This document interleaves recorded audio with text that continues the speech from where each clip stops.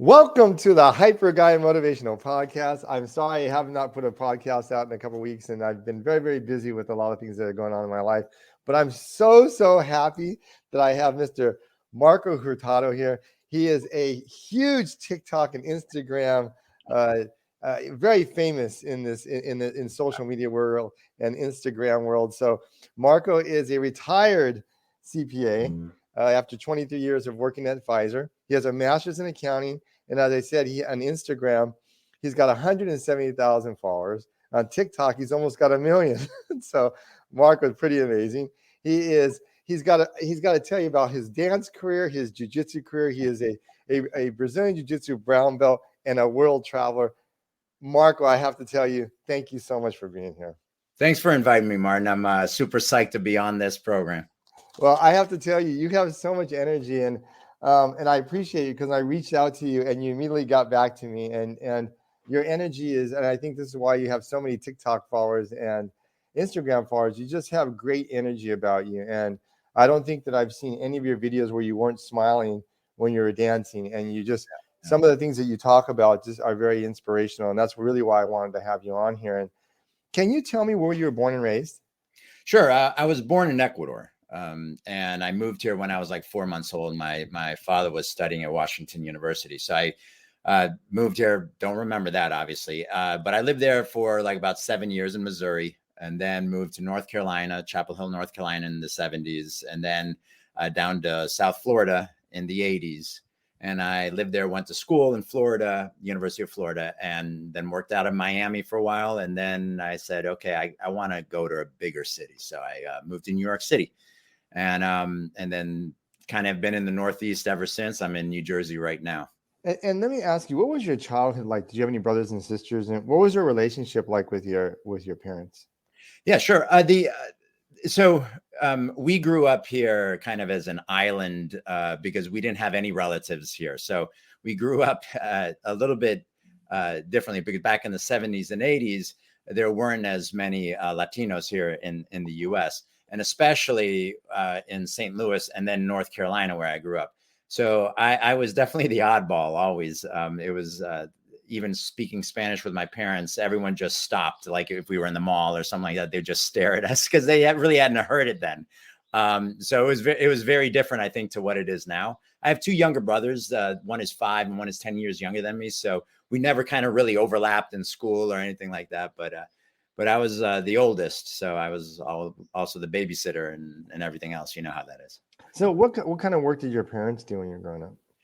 My father is he was an electrical engineer, worked for IBM for years, and my mother was a teacher. And when you were growing up, what kind of role models were your parents, and what role did they play in your life? So it's interesting that you say that because they are very focused on higher education and very focused on careers that they knew as important. For instance, engineers, doctors, lawyers, those kind of very, standard type, top tier professional careers that they were aware of. And so their focus was always on education, on doing well in school, on trying to do as well as you can professionally. And then what was it like with your relationship with like your brothers? Did they have kind of the same? It sounds like there was a lot of pressure on you to go into those professions in the future. What was the pressure like for you? Were you getting good grades growing up? Your brothers as well? Yeah, I was definitely getting very good grades. There was a lot of pressure on me, and I think just in terms of parenting in general, you're usually stricter with the oldest, and then kind of like you get beaten down, or you just get tired, and you're not as strict with the second and third, fourth, and so forth. So my brothers did well, and I think they kind of grew into it eventually, and into learning and education. They actually applied themselves later I think in college more than they did in high school. But I kind of like really tried to apply myself as much as I could in high school, and I guess in college as well. I did well enough. Yeah. And did you play sports, and what kind of activities were you involved with when you were growing up?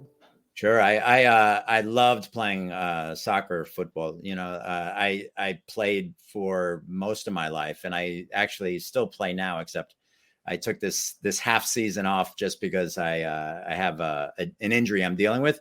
But I've been playing even in an over 50 league now. I used to play a lot of basketball, but I was getting injured quite a lot in basketball. It's just the stop and start of movement was really killing my back and my ankles and so forth. But I didn't do that. I started martial arts later in life. I actually started doing karate in my early 40s, late 30s, early 40s, and then into jujitsu only 9 years ago.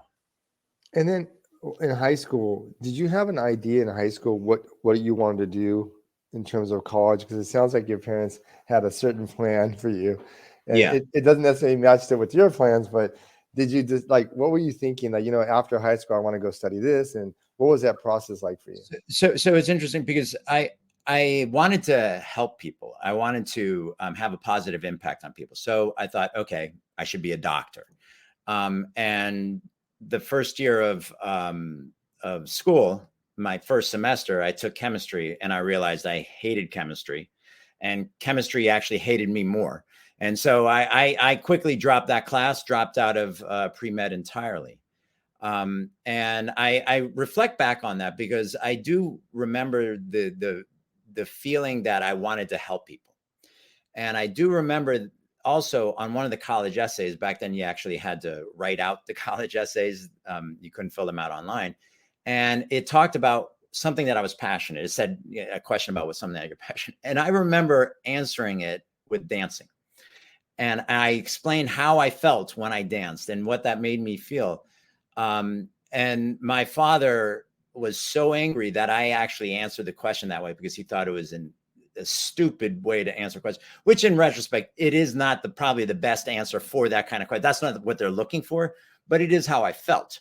And I really wish that I might have reflected on that a little bit more in terms of, hey, this was your first natural answer to a question about what's passionate in your life. And I didn't. So I kind of look back and reflect on that now. And I said, it was always there. It was always there. I just wasn't open to hearing that message. And so, when did you start dancing? Like, when did was this in high school? When you were elementary school? When did you start? No, it was 11th grade of high school. I was at a teen club. We had teen clubs back then, and I loved hearing the music. And I was so shy, I just kind of snuck on the dance floor down in a corner and just kind of like started dancing by myself. And ever since then, I just became much more comfortable with it, addicted to it. I never trained. I kind of always learned on my own. And tried to figure out, what worked for me, what didn't. Actually, I do a lot of that with jujitsu as well. I try to find out what works for me, what my movement type and so forth. And then I try to incorporate that into my overall dance, I guess moves. I don't even know what to call them. Right. I can't, people ask me, can you teach me? I said, I don't know how to teach it because I just do it. And it's like one of those things. So when you're in college, what made you decide on accounting? Like you had other options. Like how did you kind of get diverted to that? Yeah, so I was searching for something after I dropped pre-med as a major. I was searching for something, and I was getting nervous because once the clock's ticking in college, you're like, okay, I'm spending this money, but it was University of Florida, so it wasn't that much. But still, I just had that kind of guilt that I need to find something. I can't just sit. And I took an accounting course, and I understood it. So then I was like, okay, I'll do it. And then 30 years later, I ended up in a career kind of doing a lot of that. And when you finished your degree in accounting, did you go directly to your master's degree? Yeah, it was a program. It was a combined bachelor's and master's program. So it was just 5 years for me, five and a half years straight of doing that, and then come out with a master's. And then when you were done your master's, what was your first job? Did you go directly to Pfizer? No, I went to Ernst & Young. And so I was at Ernst & Young for like 3.5 years. Then I went to Cargill, and I was an internal auditor with Cargill for a while. That's when I really started to travel. And I wanted to but I was only traveling to South America, mainly to Central and South America then. And I really wanted to travel more broadly. So then I was able to take a job with Pfizer in internal audit there. out of New York. And that's when I got to travel the world. And what was that like for you? Did you enjoy the working in accounting, and was it fulfilling for you? And I know you talked about traveling the world. I know that must have been an amazing part. And That was a great part of it. so what did you learn at Pfizer about yourself? And then what did you learn when you traveled? Sure. So one of the things is in accounting, what I was mainly doing was auditing. And the the great thing about it is it allowed me the flexibility to see the world and see a lot of different aspects of the business and so forth. The bad thing about it is nobody likes to see an auditor, right? When an auditor walks in, everyone's like, yeah, you see that expression on their face. You're always the bad guy. And it's just part of the job, but it also is not fulfilling in the sense of what I was trying to achieve. I want to have a positive aspect on people, a positive impact on people. And here I am walking in the room and I see a visual negative response. And I know it's probably, they don't mean it, but I understand it. So that kind of bothered me. The other aspect that kind of bothered me out of it is that we were continuously reorganizing our group, and I had to enact a lot of layoffs within our group for the fact of really just kind of cost reduction, and that really grated on me after a while because it's never fun. Those people usually ended up in a much better place, but at the same time, it's not fun to constantly be fighting for people's jobs and then losing part of that battle and then having to let them go. Yeah, that must have been a difficult time for you. And how did you get through those times? Well, I think part of it is knowing that most of these people are going to end up in a better position. And when I say a better position, I don't necessarily mean that professionally, but I mean that usually, just personally and emotionally. And because usually what is happening is that the environment that they were in wasn't the best environment for them at that point in time. And so they're probably in a lower stress environment, sometimes better pay, better commute, something usually works out to their benefit. And that was important to understand and see the history of that, because I knew that there was a good chance that would happen with them. So as I'm letting them go, as I had to let them go, I always knew in the back of my mind that they were most likely going to end up in a better place. And at this time, when did you get married? When did your wife and kids come into play? Were you Sure. at some point all this came together? Was that additional pressure because now you're in a work environment where people are getting laid off, and now at some point you were married and had kids? So I assume that gave you some additional pressure.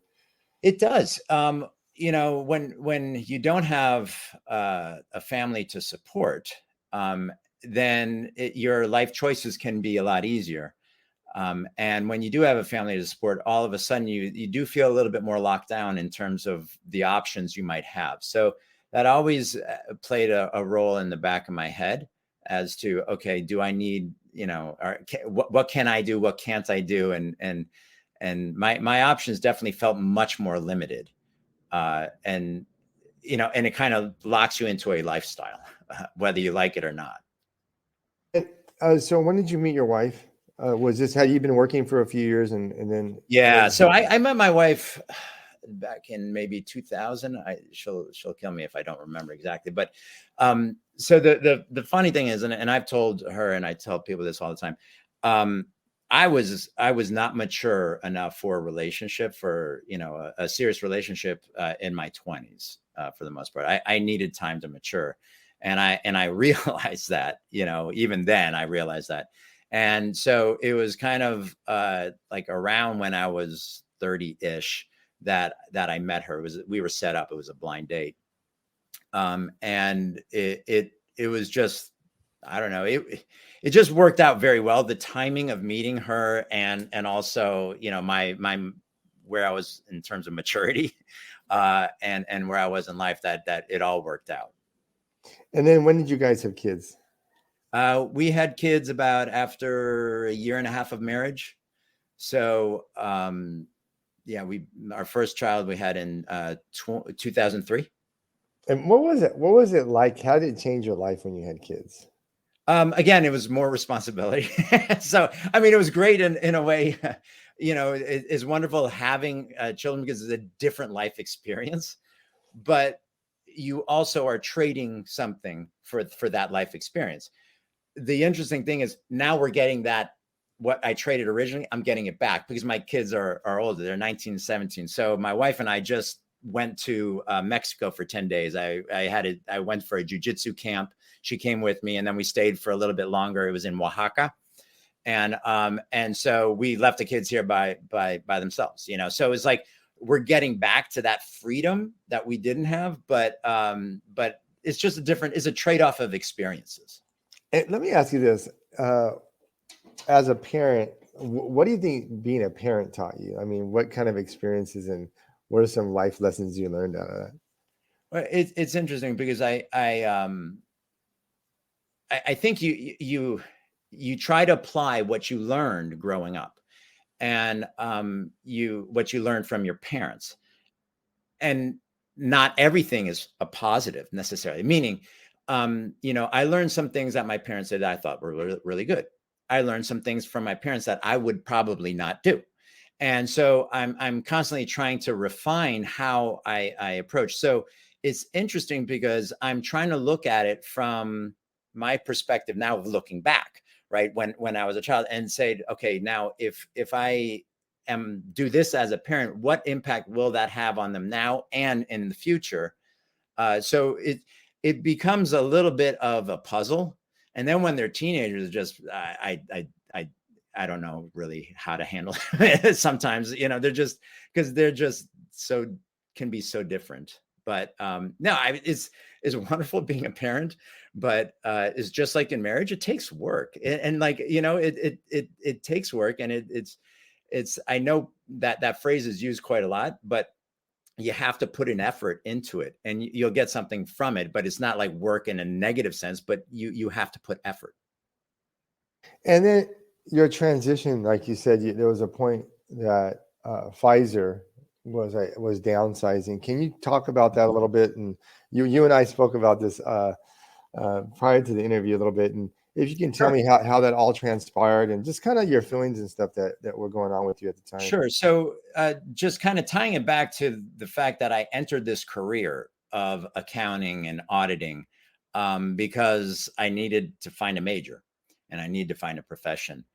There wasn't really a passion behind it. But 30 years later, I had been doing that for, as my profession. And it was a point where I was forced into this reorganization. I was laid off. That it opened my eyes to the fact that I actually hadn't really been enjoying what I'd been doing for those 30 years. I had been a high functioning sleepwalker. And that's a phrase that I found described in a book called Station 11, which was basically each day I was working, maybe looking forward to just the weekend coming up. And each week I was working, looking forward to the 3-4 weeks of vacation that I might have a year, and just kind of living that life of waiting, as opposed to really enjoying the time I was spending even at work. And it wasn't until I was forced into a position to open my eyes that I was able to do that, because I probably would have been working for another 10 years at least. And the reason for that is because, and just to step back just a second, I am lucky to be in a position where I can retire or I can have other options at this point in my life. So I am very fortunate to be in that position. But I also never looked at my retirement as, when can I retire? When's the earliest I can retire to do something else? I always looked at it, okay, I assume I'm going to need to work until I'm like 60, 63 or something, because that's what people do, right? And I never looked at it from the perspective of how soon can I start doing something else? And I was forced into that position. And the past year and a half since I've been laid off has been the best year and a half in my life. And that was the best thing that ever happened to me in my life, was being forced to be awake, right? To awaken and realize what, where I am. And I look at it now also, I look at life very differently, because my father died probably when he was in his early 70s. So I just assume I'm going to live maybe until 70. You never know when you're going to live exactly, but you're going to live until you're around 70, or me. So that means I have 17 years left to live. And now I'm looking at it. Okay, if I have 17 years left to live, how do I want to live those 17 years? So I'm kind of looking at life a little bit differently. And it's not in a morbid way. I'm just looking at it like, I want to make the best 17 years I could possibly make, as opposed to, just kind of preparing myself for death. Oh no, I totally agree. I think it gives you a different perspective on life, especially because cancer runs in my family as well. So it gives you some idea, at least a gauge. Well, if I look at probabilities now, this is what I'm looking at. So I get that. And so I think that's something that all of us think about when we see our grandparents and parents and some of the health issues they have as they get older. During this transition for you, it sounded like was there ever a point for you that you were scared? Like, what am I going to do next? How is my life going to be now that I don't have this job that I've always kind of like been my anchor? Mm-hmm. Yeah. My biggest fear was financial, right? At first, especially with college now for my kids and just, future retirement, it was financial. And once I was able to realize, okay, I'll be able to manage that. We might not have the same lifestyle that I had expected to, but we'll be able to manage it. I felt much better, because then what it did was it allowed me to realize, okay, now you have other opportunities that you can do. And I'm still trying to figure out what that means. But it allowed me those other opportunities. So that was the biggest fear for me. What I also realized is that I do need things to keep me occupied, right?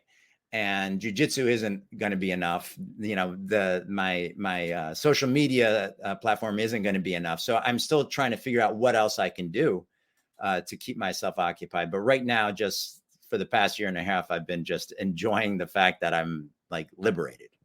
And that's what I wanted to ask you. Like, how did you got into jiu-jitsu when you were 44? And I wanted to kind of know how you've connected with jiu-jitsu for one, but also how you deal with stress, because I know probably jiu-jitsu is part of that. But when you were going through this transition, I'm sure it was pretty stressful for you. If you can go into that a little bit. Yeah, so it's interesting, because my professor in jiu-jitsu always talks about being comfortable in uncomfortable situations, and jiu-jitsu is a lot about that. And if you're a new person to jiu-jitsu, once you start rolling live, you start realizing, oh man, this adrenaline and is like just this adrenaline dump. I'm like so exhausted after a minute, or like they're in a position where they potentially could be choked. Someone has their back and they start freaking out. They start, they don't know how to calm down. And as you learn more and you become more comfortable in those situations, saying, okay, I know they have my back, but right now I'm protecting myself. I'm just waiting for an opportunity. I'm not freaking out. So it's being uncomfortable in those, or being comfortable in those uncomfortable situations is important. And so that's one of the things that jiu-jitsu actually helped in that perspective of my life was, hey, this is an uncomfortable situation. Okay, take a breath, take another breath, step back, and now let's analyze this situation from like a third person. And that really helped. And what about now? What kind of things do you do? You said you're in a much better place. Why are you in such a better place now? Like, what are you doing that has put you in this better place? So one of the things that really has put me in this better place is a realization that I'm actually now having a positive impact on people. So in the past year and a half, since I've been teaching a few classes at my professor's school, and it's usually classes with an average age over 40. Right. So it's older people. And I absolutely love helping them, embrace jujitsu and learn about jujitsu.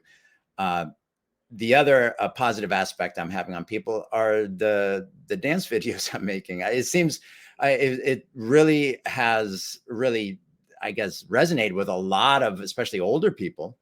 And they've reached out to me via comments, via messages, emails. I got them to dance that day. I got them to smile that day. And it's to me, I've never really had that kind of impact on people. And it makes me feel so happy inside. I can't explain it.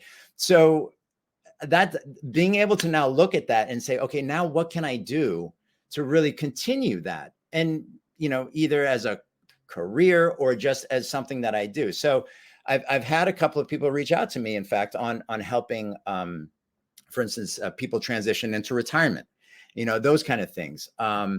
So I don't know exactly, but the fact that I'm now having a positive impact on people really has completely changed my life around. Well, let me ask you that. I was going to ask you, how did you get into, so your social media platform is huge, your footprint. Yeah, like you said, you've danced your whole life. And somehow with your social media platforms on TikTok and on Instagram, like I said, it's over 800,000 on TikTok and on Instagram. You're blown up on Instagram as well.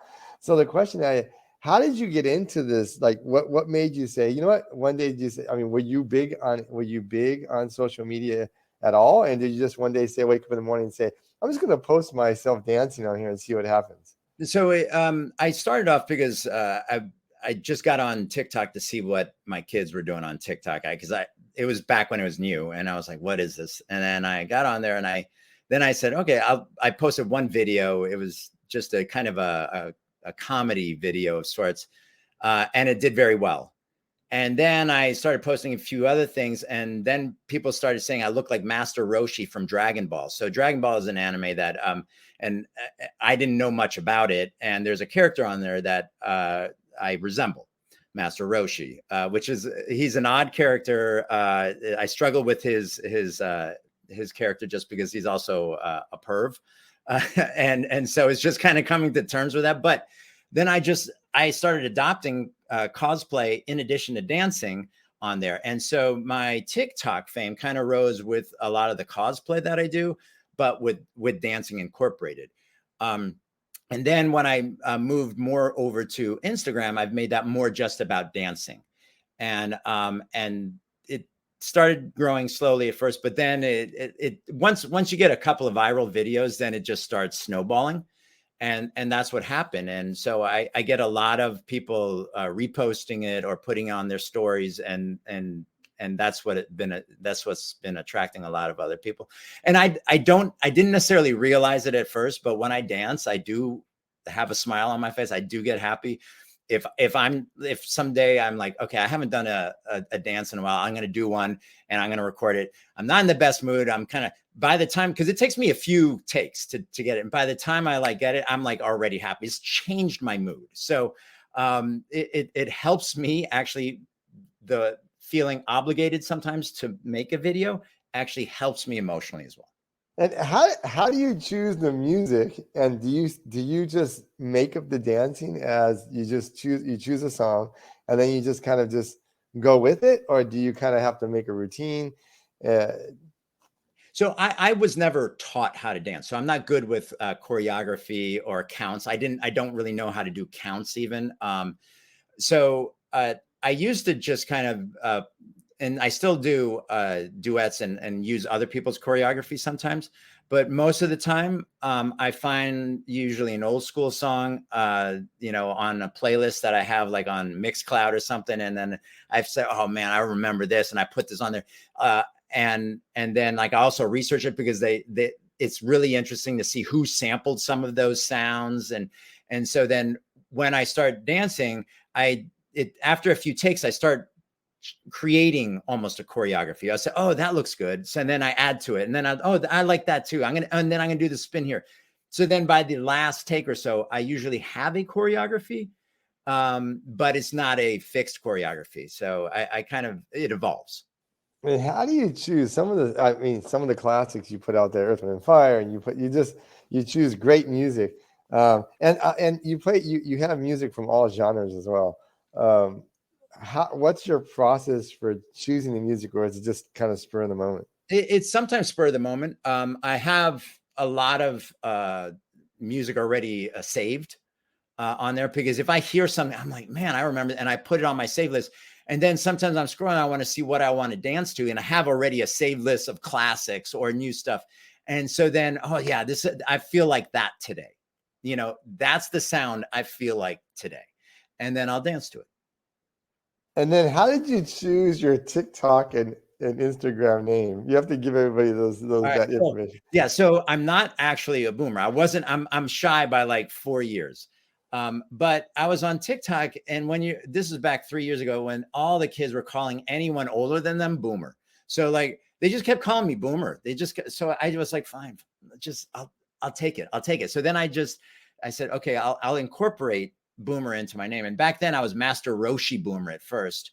And then I said, well, let me just incorporate now into bearded boomer, because at first I didn't have a beard. Oh, well, actually I did have a beard. I'll tell back then. But and bearded boomer sounds so much better than bearded Gen X, right? So it's just the alliteration is much better in my opinion. So that's how I ended up with bearded boomer. That's it. And I keep trying to explain to them, I'm not actually a boomer. But because of my white beard, they just assume that I'm like 70. So I'm like, okay, I can't keep explaining it, but I'm not 70. And then, so I was wondering, and this is going to be kind of an interesting question. What kind of, and people don't talk about this, what kind of positive responses have you got, and have you got any negative responses, and how do you deal with those things? So I'm sure you get both. Yeah. And you only hear about the positive portion of it, but we know there's a negative portion to it. And how did you deal with that? Yeah. Definitely there were definitely trolls that would come on and comment. And I remember on TikTok I was a little bit more defensive, and I would reply to the troll, something like that. And that sometimes worked, it sometimes didn't work. I might reply with a video or something. And Instagram, I just delete them and block the person. I just realized that I don't hang on to that in my head at all. And I just, boom, they're done. I completely forget about them, and they have no more impact on me. And so I've just resorted to that. It doesn't happen that much, to be honest. But there is an element of people on there who want to just comment a negative thing. And I don't really understand, like, you take the time out to actually comment something negative. You might not like it. And I've seen videos I don't like. I just scroll past them. But to take the time to comment, that's like, okay, I don't want to engage with you. I don't want you in my life. So I just delete them and move forward. It's so much easier that way. And by far you get, I'm sure you get, just by the number of followers you have, because you figure, I mean, you're over 1 million between the TikTok and Instagram, well over 1 million. What kind of positive feedback have you got from people? So the thing that I remember, it was one day that I received 2 messages on that day, and by a woman who was battling cancer. One was like very late stage, and the other earlier stage. And they told me, one of them said that I actually got her up and danced that day. The other one just told me that I made her smile that day.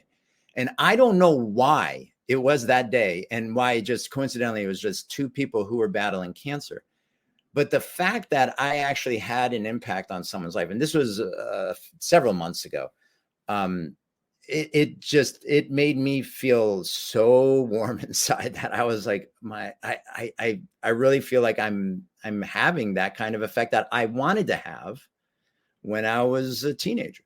And so it was like, now realizing that I'm having so much fun with it, and I do obligate myself to make videos sometimes when I don't feel like it, because I do feel like, hey, if I make at least one person smile, I've done good work for the day. It's really interesting, because I think so many people, they see in social media, the people that have big followings are typically younger, like models and athletes, and you're operating in a different role because you're a little older. Um, how is what is the feedback that you get from like your students, your kids? What's that feedback been for you? Like, It's because funny you're like because your my Instagram kids thing. don't even follow me on social media. You know, their friends follow me, which is hilarious. But they don't follow me. And I get a lot of eye rolling still. And yeah, they I mean, I secretly I think they might be proud. I don't know. But most of the older people, they love it. They think it's hilarious. They like my dancing. So my wife's used to it. She doesn't like dancing on camera at all, but she's supportive of me, and she realizes it's something that I enjoy. So And what do your Brazilian Jiu-Jitsu students, what do they say? They probably get a real kick out of it too. they do. I mean, they like it. They watch. They follow me. Their wives follow me often. Some of their kids follow me, which is hilarious. So yeah, and it's because the algorithm, especially in Instagram, targets it probably better targets local, from a location perspective. So locally, there are a lot of people in this area who have seen me, and so I might get stopped on the street, and yeah, and they'll say, "Oh, I saw you," and so, "Oh, cool." So Hey, when you think about Marco, when you think about your that you're traveling, you've traveled 30 to 35 different countries around the world. What do you think that traveling has done for you personally in terms of your development and your way of looking at the world? yeah, one is I love learning different cultures, right? And so I was able to see a lot of these different cultures in person. Now, back I was doing it at a point where the internet still wasn't that huge, and social media definitely wasn't big. And now you can see a lot more of it just scrolling through TikTok, through scrolling through Instagram. I have a bunch of people that I follow overseas.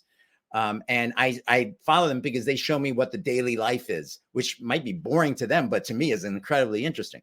But I got to see a lot of that and experience that firsthand. And I just love the differences between the cultures, but as well as the similarities. So for me, it was just a wonderful way to kind of see that, hey, we're interrelated in many ways, but at the same time, I love the differences.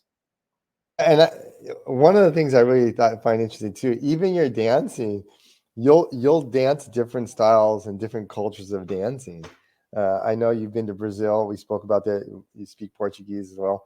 So, how many different styles of dancing have you incorporated into your Instagram post? So I've definitely done a lot of the Latino styles, salsa, merengue, cumbia. I've done samba. I've tried. I haven't tried forró, which is in Brazil. Is the forró? I love forró, but I really haven't tried that much. Bhangra, I was like, I've tried that. I'm not like I admit I'm just winging it because I've never been trained on any of this stuff. So I just kind of wing some of the stuff. So, Like so salsa no, merengue, I learned on my so own, but Marco, no Bali funky, I assume. well, the funky is hilarious, man. I like the old school funky. I like from Cidade de Deus, the City of God soundtrack was, that was like, for me, if I could just capture what I love most about music in Brazil and everything, it's in that soundtrack. But that's the old school funky. And then, so let me ask you this, and I know you know this is coming. You have to tell us how you got onto the NBC show, and like how did that Yeah, transpire? they reached out to me. And so one of the things that being let go from Pfizer allowed me to do is just say yes to a lot of things I hadn't said yes to. It's opened me up to possibilities.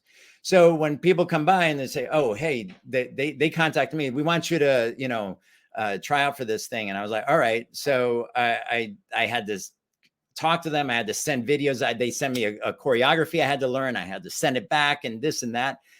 So then they picked me and I was like, oh, this is awesome. And so that's how I got on the show.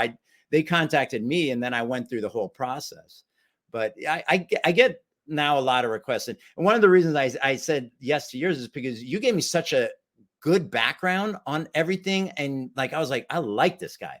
I didn't know about your podcast, but I was like, man, the way you laid it out was so well done. Many times people will contact me with a podcast request. Hey, we like your stuff. We want you to be on our podcast. That's it. And I was like, okay, well, I don't really know enough about you. But here you laid it out so well. I was like, okay. So those are easier to say yes to than other things. And what was it like, if you could give the name of the show for people if they want to go back and look at the show, and then what was it like to meet the judges? The judges are very famous, so you have to go into that a little bit. So is Dancing with Myself. That was the name of the show, Dancing with Myself. And each episode is self-contained. So they have 10 contestants each episode.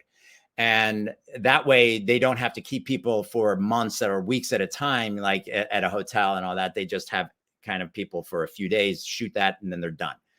So Shakira was the main judge and Nick Jonas.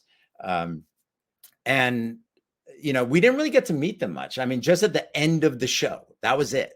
And I just remember seeing Shakira and I said, oh, in Spanish, I told her to send hellos, manda saludos a Piqué, her husband, or at the time.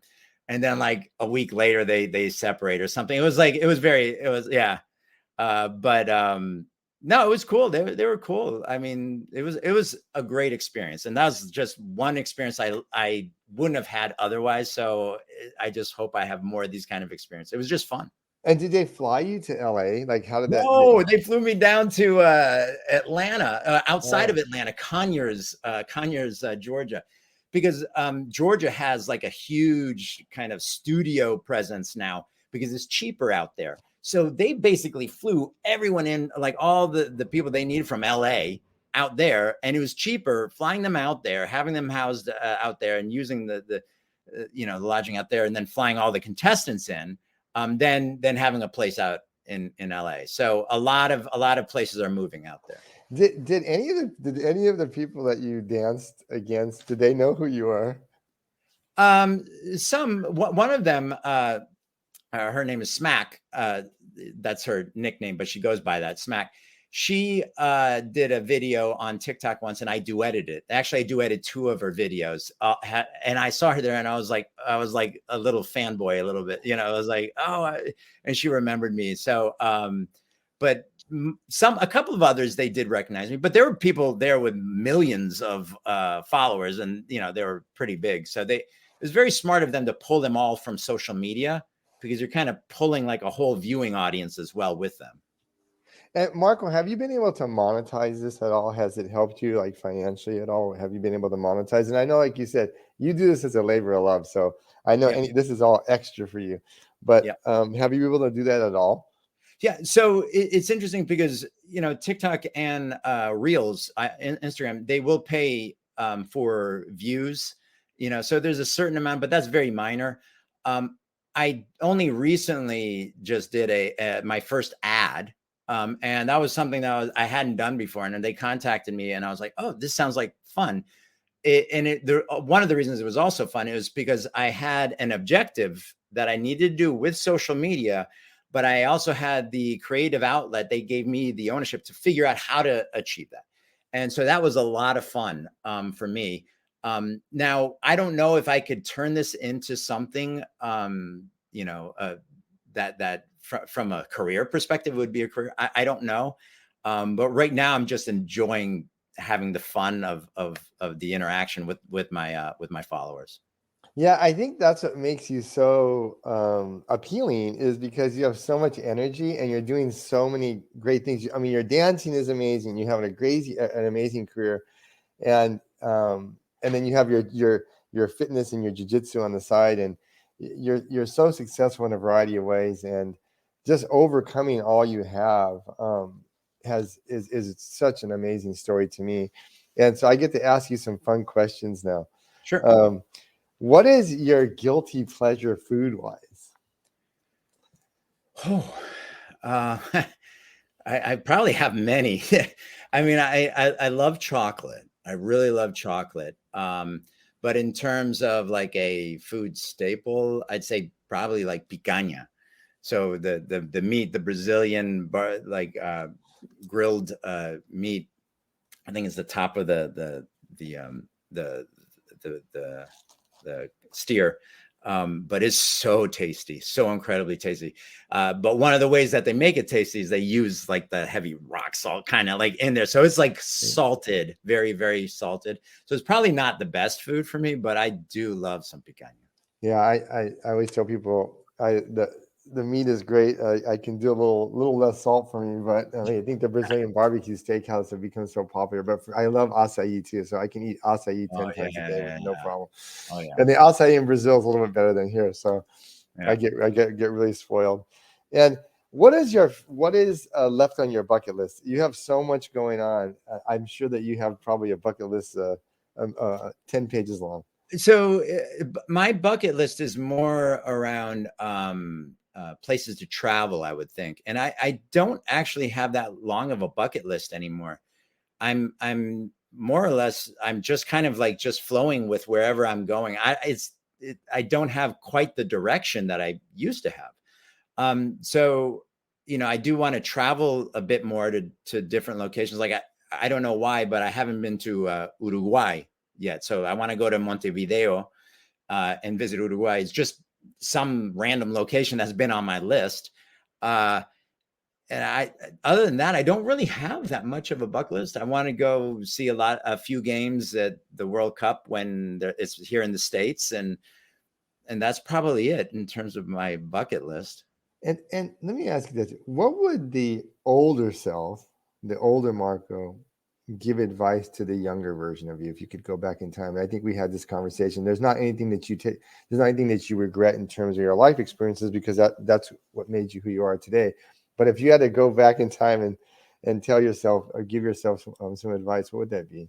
So and we did talk about that a bit in terms of, I ended up doing a career 30 years of something that really I wasn't passionate about. And I look back in time and I realized that when I was applying for colleges back when I was a teen, that there was a question about what makes you passionate. And I actually answered it with dancing. And it was probably not the best answer to use. My dad thought it was the worst answer. But it was true, at least in terms of how I felt. So now I kind of look at said, could I have made a career out of that somehow, right? Or somehow about that passion? I don't know. But I do feel that throughout my career, probably need to be, or my life, be more open to taking risks, more open to new experiences. And I let myself become a high functioning sleepwalker because I narrowed the options down to only, hey, you can only do this. And so I gave myself a very fixed path. And it wasn't until I was kicked off that fixed path that I realized that I was even on the fixed path. So it's one of those things that I really think that I could have been more open to options. What advice would you give people if they're not in the best health, or they want to start being more active and being more engaged? What kind of advice would you give them? Uh, and I say this not being a professional in the healthcare arena, nor even the exercise arena, but just little things, help a lot. So you might not be able to do what you used to do in terms of movement, but to the point that you can, if you can dance just a little bit, even just with your upper body, try dancing with your upper body. Just listening to music makes a difference. If you listen to music that you like, I bet you will most likely start moving in a way that probably you don't, your hands, your head, that's dancing. I mean, just, so there are little things that you can do that will most likely make you feel just a little bit better. Listening to the right music, it can change a person. That dancing a little bit to it is even more so. Singing it actually has been proven to make a difference. Now, it might not make others around you feel as good, because sometimes, like if I were to sing, it just wouldn't feel as good. But still, it's something that I think I would try. What's the best thing about being a parent? I think the best thing about being a parent, to be honest, is seeing your child actually incorporate a message or a life lesson, something that you've tried to instill in them and teach them, that you see them actually do that. And the reason I think that's important for me is because sometimes I am talking to my kids and I'm trying to teach them certain things. And I don't feel like they're actually receiving the message because their eyes are rolling or whatnot. But then later, when I see them doing something that reflects that, it makes me feel like, okay, I've reached them and they've learned from it. And I think they've benefited from that. So that's probably the biggest thing from being a parent. If you could meet one person, it could be anywhere in history, one person in your life that you would love to meet, who would it be and what would you say to them? Wow. That's an interesting one. I you know what? I don't know. I guess it might be like a musical artist of sorts. I'm a big fan of Prince. And I regret never have seen him in concert. So it probably would be someone like that. And not a one particular question, but just these musical geniuses. I would just want to understand how they think. And I just, they're at a different level that I probably wouldn't even be able to comprehend, to be honest. But I think it would be like a musical genius who is no longer with us. Yeah, it seems to me that you always have like Marco, it seems to me you have like underlying, you're so creative. There's like this part of you that loves being creative and that you're drawn to people that are creative. And so that Yeah, doesn't surprise me yeah. that you say that it doesn't surprise me you say Prince. Favorite superhero and why? Oh, I think Deadpool, just he's so funny, man. He's like, he cracks me up. I mean, I just love the humor, and it's the raunchiness. Oh, it cracks me up. And then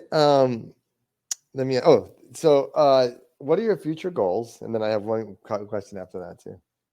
Yeah. So I like I said, I'm not 100% on what my future goals is. I really want to do something that I can have that positive impact. I want to try to make that at a broader scale, if possible. I'm not sure what that means or how to do it, but I'm just considering, okay, is there something that I can translate that into a broader impact? I do like the individual impact, to be honest. And if I've translated to a broader impact, I'm not sure I might lose that individual impact. And that's what I'm benefiting myself from, is hearing from people. So it's something that I'm still trying to figure out. And this is a question I like to ask at the end, and I think it's a very powerful question, and throws a lot of people off. But what do you want to be remembered for when you're no longer on this planet, no longer on Earth? Yeah, I just I just want to have fun. so I want to be remembered as just trying to have fun no matter what. And I tell my kids and my wife that, because especially when we go on trips or something like that, I said, I'm going to have fun. Somehow I'm going to have fun out of this. And if you don't want to have fun, just get out of my way, because sometimes, they might get into like this bad mood or something. And I just want to plow through that. And so if I'm just remembered as having fun, that's okay with me, because if that then will somehow make someone try to have fun themselves and really actively seek that fun, I'll be happy. Yeah, it kind of reminds me of when you talk about the importance of play, and that's one of the things I love about jujitsu. Is I remember um, when I first got into jujitsu, some of the people that I used to roll with, they say, "Come on, Fig, let's go play around a little bit." And I always think of the Gracie family, how important they talk about is having fun and enjoyment of play, and it seems like that's the energy you give off as well, Marco. Is this you want to enjoy life and you enjoy playing and Yeah. that just the joy that you have doing that. And let me ask you this. First, I want to tell you thank you so much. It's been such a great pleasure to have you on the podcast. And if anybody wants to follow you, you Mhm. have to. How would they follow you on TikTok and Instagram? Sure. It's bearded __ boomer on both of them. And I'm not actually a boomer. Like I said, I'm not actually a boomer, but it's just it's alliteration sounds much better than just bearded Gen X. So bearded __ boomer. And I just want to tell everybody, thank you so much for joining me today. Like I said, this has been a wonderful pleasure for me to have you on, Marco, and we'll stay in contact for sure. You have a friend here in California, and just keep up the jujitsu. I'm a big proponent of doing that forever. And Awesome. thank you for all you do for the community. Thank you for inspiring people of all ages to live a life filled with play and to have fun and the great music that you're putting out there and great dancing. So I'm very appreciative to have you on here. And thank you so much for having me on and offering this up for me. This has been a lot of fun. Thanks a lot, Martin.